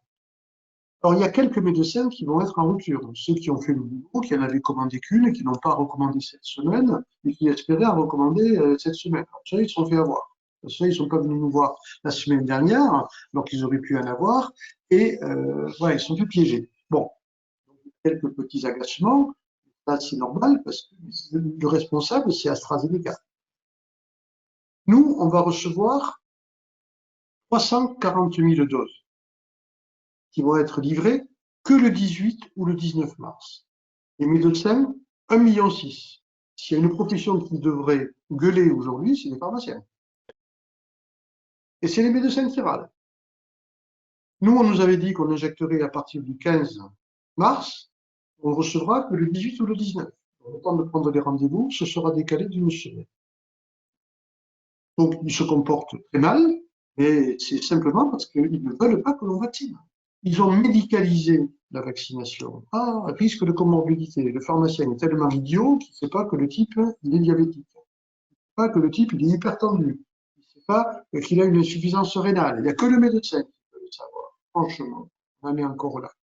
Alors que l'on sait que fin mars, on aura 1,1 million à 1,3 million de doses AstraZeneca qui vont arriver. Et tout le mois d'avril, ça va être à ce rythme. Donc, il va falloir s'y mettre tous et absorber le travail supplémentaire. Alors, les pharmaciens, moi, je sais qu'ils vont le faire. On a fait 1,3 million de vaccinations contre la grippe la semaine. Donc, 1 million, ça ne nous fait pas peur. Et il faut le partager avec les autres. On va partager ça tout le mois d'avril et tout le mois de mai. Et en plus, on nous annonce le Johnson et on nous annonce peut-être le Moderna en ville. Bon, mauvaise polémique, très mauvaise polémique. Les médecins se comportent pas bien, mais pas les médecins. Les syndicats, ils chauffent, parce qu'ils sont en campagne électorale. Et qu'eux, ils auraient bien aimé qu'on ne vaccine pas jusqu'au 31 mars. Comme ça, ils auraient eu une victoire en disant, vas-y, on a empêché les pharmaciens. Mais ce que j'entends maintenant, c'est assez marrant. Parce que moi, je suis allé voir mes deux cabinets de médecins ce matin à la première heure. Pour me dire, attention, fais gaffe, la semaine prochaine, ralenti. Alors, ils étaient pas contents, bien sûr. Et je leur expliquais pourquoi. Je dis, c'est pas des cas, hein, c'est pas nous qui allons garder les autres. Nous, on aura un flacon. Un flacon. 11 patients. Moi, j'ai déjà une liste de 80 à la pharmacie. Donc, je vais faire des mécontents. Et je vais expliquer aux personnes qu'il faut attendre un petit peu et que ça arrivera la semaine prochaine. Mais il y en a un qui me dit, quand même, si on vaccine au mois d'avril, avec cette histoire de 12 semaines, ça veut dire que le rappel, il se fait au mois de juillet. Mais moi, au mois de juillet, je suis en vacances. Comment on va faire pour la seconde injection? Et là, les mecs, ils commencent à dire, il va falloir peut-être que je délègue aux pharmaciens, hein, parce que moi, je ne serai pas là au mois de juillet ou au mois d'août, quand il faudra faire la seconde dose. Et puis, bon, on voit bien, ils sont débordés, quoi. Ils sont débordés. Sauf que, voilà, les syndicats, ils sont en décalage complet avec, il n'y a que 33 000 médecins qui ont commandé des vaccins. Pas qu'ils les ont injectés. Ils ont commandé. Donc, même pas la moitié. Voilà, donc c'est idiot. On aura besoin des médecins, des pharmaciens, des infirmiers, des centres de vaccination. Gilles, je reprends la parole parce que c'est exactement ce qu'il faut conclure. On aura besoin de beaucoup de bras pour, non seulement pour piquer, mais aussi de beaucoup de mains pour vacciner. Et je voudrais surtout reprendre les termes de l'excellent Gilles Bonnefond lors du webinaire du dimanche matin que beaucoup n'ont pas pu voir puisque nous n'étions qu'un millier de privilégiés alors que visiblement il n'y avait pas loin de 5000 connectés. 5000 potentiels connectés. Et Gilles Bonnefond a dit une chose très intéressante. Il a dit de toute façon, il faut arrêter de se prendre la tête. Le seul traitement à l'heure actuelle contre la Covid, ce n'est pas les médicaments, c'est la vaccination. Donc, il faut se vacciner, il faut vacciner les gens. Donc, on a absolument besoin de tout le monde et cette polémique est absolument ridicule. Question suivante, ma chère Bénédicte. Non, attends, juste un petit point. Merci de m'avoir rappelé, Jean. Juste un petit point. D'abord, c'est que les vaccins, bonne nouvelle, sont efficaces. Oui. Sont efficaces et même on commence à dire que l'AstraZeneca sur le variant brésilien ne pose pas de problème et ils sont en train de regarder sur le sud-africain qu'est-ce que ça donne. Alors peut-être un petit peu moins efficace, mais pas totalement inefficace. Donc les études sont en train de conforter qu'il est efficace à 82% quand on l'injecte à 12 semaines et donc que c'est mieux toléré chez les personnes un petit peu plus âgées et que la réaction immunitaire un petit peu plus forte se retrouve chez les jeunes. Et moi, je suis par contre scandalisé de voir que les professionnels de santé ne se vaccinent pas. On voit bien que les médecins se vaccinent, les pharmaciens se vaccinent, médecins, pharmaciens. Dès qu'on tombe sur les infirmiers ou sur les aides-soignants, là, le niveau de vaccination est faible. C'est dramatique, hein. C'est vraiment dramatique. On doit être exemplaire pour dire, on peut pas, une infirmière ne peut pas dire à un patient, je veux vous vacciner, et elle-même ne pas croire au vaccin. Ça n'a pas de sens, quoi. On est dans un champ où l'exemplarité est absolument indispensable. Donc, vaccin efficace, on va avoir des doses et derrière des vaccins bien tolérés. Et j'espère qu'on récupérera le Moderna assez rapidement, c'est possible.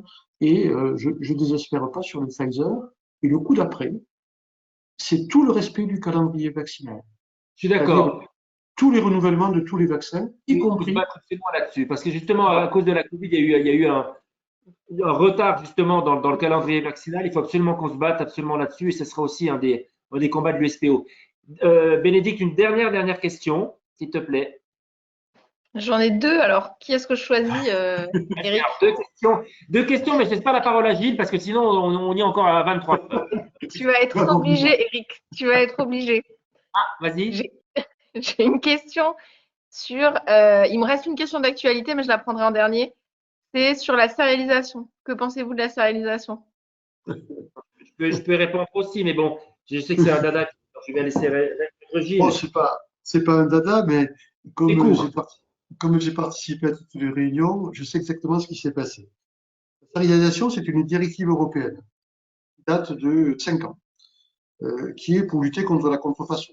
Lutter contre la contrefaçon, qui sait qui peut être contre la lutte contre la contrefaçon. Le dossier est arrivé, nous on n'était pas contents du tout, parce que l'articulation de l'Europe, c'était ce qu'on appelle du end-to-end. C'est-à-dire, c'est le laboratoire qui fait les codes, en plus de la petite languette qui protège, qui met ce code unique par boîte, qui le remonte sur un hub européen. Tout le reste de la chaîne est exonéré du travail. Et le dernier, l'autre end, c'est le pharmacien, devant le patient, qui doit scanner la boîte avant de la lui donner. Donc nous, on est devenus fous. On a dit, mais ça va pas, les grossistes font rien, les dépositaires font rien, c'est le gars qui m'envoie un truc qui est peut-être daubé, et c'est moi qui vais le récupérer. Et puis en plus, on me dit de le faire devant le patient, en ayant la trouille de ma vie, parce que si jamais ça devient rouge, c'est moi qui vais devenir tout rouge, parce que je vais prendre la boîte, je vais la paquer derrière, en espérant qu'il n'ait pas vu, je vais pas la lui donner, en disant, reviens demain, alors, mais, et celle-là, pourquoi tu ne me la donnes pas? Parce que je ne peux pas vous la donner. Pourquoi? Parce qu'elle est peut-être contrefaite. Tu as tout le village qui sait que cette pharmacie, il ne faut plus y aller parce qu'il a des médicaments contrefaits. C'était nul. Donc, nous, on s'est bagarré pour essayer de modifier les choses. Et là, on a été un peu seul. Parce que l'autre syndicat, qui était le réseau pharma, qui était présidé par Philippe Bessé, donc qui appartient à la Fédé, a décidé d'emblée de répondre à l'appel d'offres pour devenir le prestataire en France de la sérialisation avec les pharma. Il y avait beaucoup d'argent à la clé. Donc, bien évidemment, puisqu'il répond à l'appel d'offres, c'est qu'il est pour. Donc, il y a 3 ans, on était seuls. Voilà.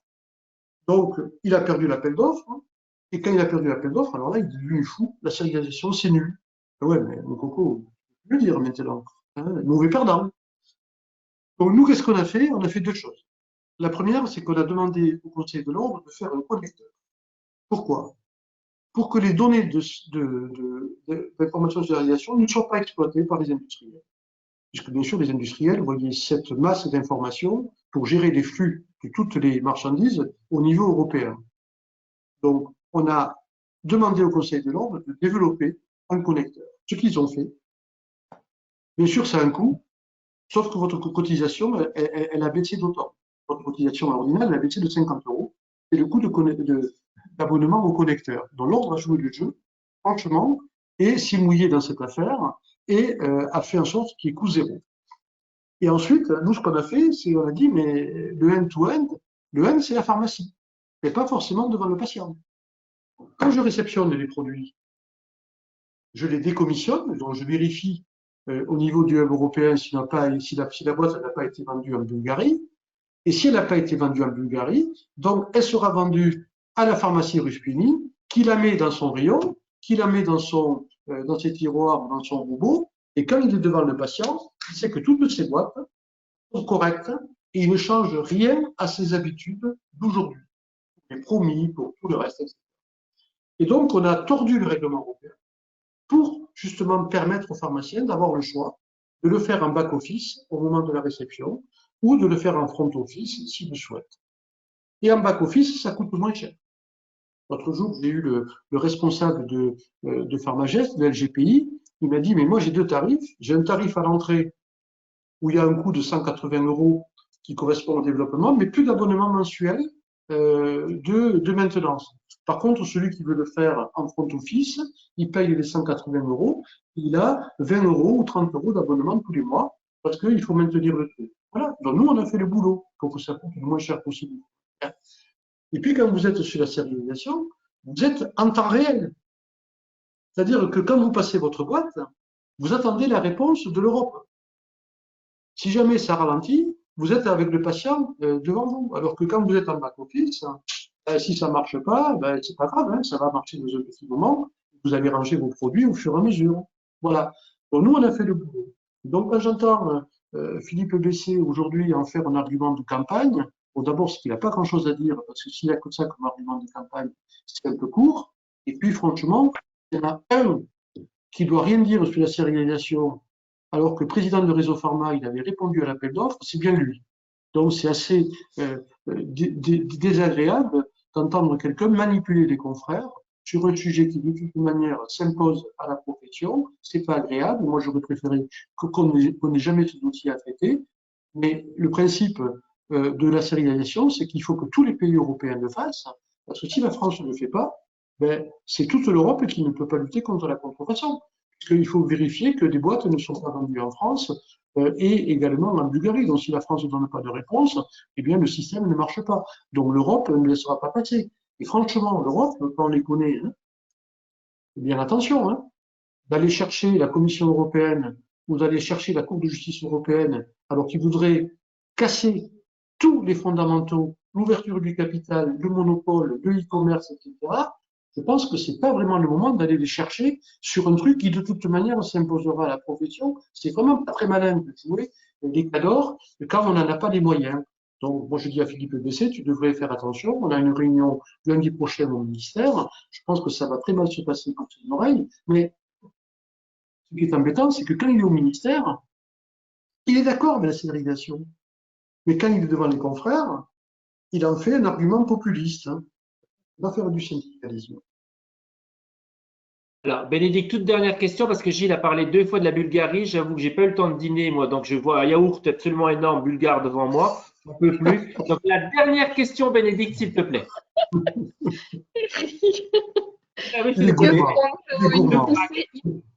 Que ferons-nous devant une poussée hypertensive à 20 après l'injection à un de nos patients? Vous l'aurez compris, je ne suis pas tout à fait rassurée. Est-ce que c'est quelqu'un qui vaccine déjà contre la grippe? Parce qu'on a eu exactement la même type de question quand il fallait vacciner contre la grippe. Tout le monde a eu peur et en fin de compte, tout s'est bien passé. Ça veut dire quoi? Une poussée hypertensive devant un patient, je ne suis pas rassuré. J'ai envie de dire, jusqu'à présent, il y a eu quand même beaucoup de vaccinations qui ont lieu dans le monde. Moi, je suis ça d'assez près. J'ai pas vu franchement, beaucoup d'accidents. C'est comme la grippe. On nous avait dit, ah, la grippe, vous n'y arriverez absolument pas. Vous allez voir, le taux d'anapène va flamber. Vous allez être obligé de piquer les gens avec de l'anapène de partout. Désolé, mais moi, j'en ai pas vu. Hein. On n'en sort pas. Il n'y en a pas. Il y en a 0. Ça fait 4 ans qu'on vaccine. Donc là, j'ai envie de dire, c'est un petit peu pareil. Et combien même il y aurait vraiment un problème? Je suis désolé, tu fais le 15.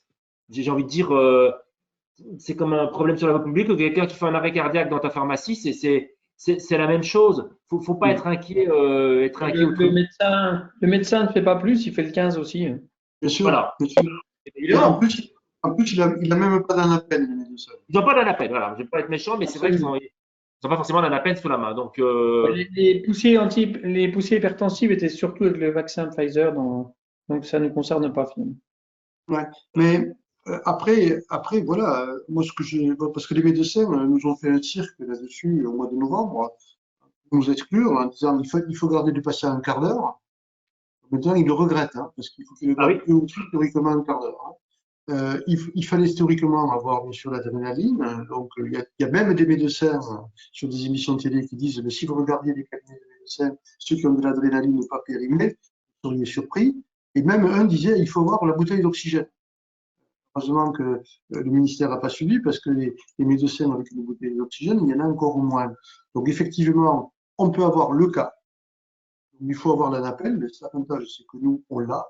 Les médecins disaient, ah mais le pharmacien, il a de l'anapène, mais il n'a pas le droit de l'injecter. Ah oui, bien sûr, j'ai de l'anapène, je regarde le mec mourir, j'ai pas le droit de l'injecter. Donc, on a rappelé qu'on était des secouristes quand même, et qu'on avait un diplôme de secouriste. Quand quelqu'un faisait un malaise, on avait quelques notions de situation d'urgence. Donc, bien évidemment, une fois que tu as injecté l'anapène, ou même en injectant, tu appelles le 15 de suite. Et voilà. Après, sur les cas d'hypertension, effectivement, c'est plutôt avec le Pfizer. Voilà. Et après, là aussi, c'est une situation que l'on peut gérer avec les urgences en les appelant. Et on a en plus les médicaments qui nous permettent du Duloxène. Si l'urgentiste vous dit tu lui files le Duloxène en attendant que les pompiers arrivent, ben voilà, on fait le job. L'avantage, c'est qu'on a les médicaments. Mais il ne faut pas s'inquiéter. Hein. On a aujourd'hui voilà, très peu d'effets secondaires et très peu de déclarations d'effets secondaires qui sont des effets secondaires classiques, un petit peu parfois une réaction au point d'injection. Alors, je vous rappelle simplement, les exclusions, c'est la femme enceinte, c'est les patients atteints d'hémostase. Par contre, ceux qui sont sous anticoagulants, voilà, c'est la seule précaution, c'est qu'au moment de l'injection, on fait un point de compression sans frotter, sans masser, pendant 2 minutes pour arrêter éventuellement le saignement et un pansement. Vous voyez, les médecins avaient essayé de nous exclure tous les patients sous anticoagulants. Ils n'y sont pas arrivés, bien évidemment. Et puis, vous avez vu quand même ce week-end, hein, vous voyez que dans les vaccinodromes, ils ont pris énormément de précautions. C'était l'usine, hein, avec des trucs qui étaient montés en 2 jours. Hein. Donc oui, alors il y a des pompiers, oui, il y a des trucs, mais bon, ils n'avaient pas plus de matériel que nos pharmacies, hein, loin de là. Donc pas d'inquiétude. Le tout, c'est maintenant de convaincre les patients, comme disait Eric, de se vacciner parce qu'on n'a que ça aujourd'hui pour s'en sortir, pour mettre le pays en marche. J'ai eu des patients. Les vaccinodromes, on leur a posé aucune question. Et moi-même, j'ai participé au sein de maisons de retraite aux injections avec le Pfizer. Un médecin retraité m'a confié que dans sa carrière, il n'avait jamais eu à injecter d'anapène et tout s'est bien passé sur les 300 ou 400 patients qui ont été administrés, à qui on administrait du Pfizer à la maison de retraite et sur l'AstraZeneca aussi. Hein. Zéro souci. Moi, je suis persuadé que collectivement, mais c'est super important quand même qu'on relève ce défi et qu'on le fera de façon absolument qualitative. Moi, j'ai aucun doute là-dessus. Je vais d'avoir un coup de fil, un petit message d'un directeur d'ARS, je connaissais depuis longtemps. Il me dit, je suis scandalisé par la polémique des médecins. Votre seule réponse, c'est d'injecter dans les 2 jours toutes les doses qui sont mises à votre disposition. On verra la différence entre les 2 professions. Absolument, c'est ça. Il faut relever le défi, il faut y aller franco, tout à fait. Il y a une grosse attente des patients, c'est ça le plus important. Ouais, ça c'est rassurant. Hein. Ça veut dire que les antivax, ils n'ont pas gagné la partie. Et l'AstraZeneca est en train de reprendre de la confiance, à la fois par les études, comme notamment l'étude écossaise, toutes les publications qui sont bien en cours, et puis le recul. Voilà. Les plus réticents, c'est les infirmières de l'hôpital et les aides-soignantes. C'est hallucinant. C'est elles qui entretiennent un climat aujourd'hui anti-vax, c'est regrettable, alors qu'elles revendiquent la vaccination. C'est quand même 400-500 000 doses stockées dans les frigos des hôpitaux depuis début février. Quel scandale, quoi. Je vais vous dire ce qui s'est passé. Hein. Et le président de la République, quand il a appris ça, il a pété un câble, il a dit « Je veux que dimanche, il n'y ait plus aucun vaccin stocké dans les frigos des hôpitaux. Vous vous démerdez. » Bon, mais les mecs, ils se sont continués le vaccinodrome le samedi et le dimanche. Voilà comment ça s'est passé. Mais c'est normal, c'était scandaleux. Et les mecs de l'hôpital, ils voulaient les garder. On ne sait jamais. Mais ça ne va pas, non? On est en rupture, là, on n'y arrive pas. Et les mecs, ils veulent les garder, ils ne veulent pas les rendre. Et je crois que c'est révélateur de la crise hospitalière aussi. Ouais. Bénédicte, oui, oui, Bénédicte, on conclut, si tu veux bien. Très bien, je te laisse conclure, Eric. Voilà, moi, vous avez vu, j'espère que vous avez vu la cohérence des idées, la cohérence du programme. Vous voyez qu'il y a une équipe qui est là rassemblée, qu'on commence les phrases des uns et qu'on finit les phrases des autres. Donc ça veut dire qu'il y a une vraie cohérence, un vrai fil rouge, une vraie envie de faire. Donc maintenant, vous savez ce qu'il vous reste à faire. Donc n'oubliez pas que c'est un vote électronique. N'oubliez pas que vous pouvez voter même si vous n'êtes pas syndiqué. Quel que soit le syndicat auquel vous appartenez, vous pouvez voter pour notre liste. Il n'y a aucun problème. Ça s'est déjà vu dans le passé. Oui. J'ai des noms.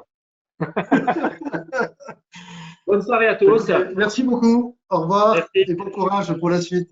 Merci. Au revoir.